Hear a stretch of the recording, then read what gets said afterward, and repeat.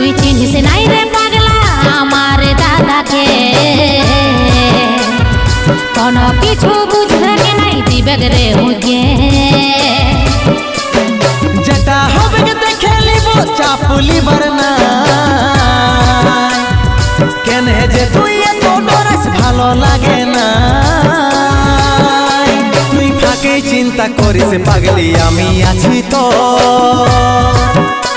এই ফাগুন মাসে দেখবি আমি সাজব রে তোর বর।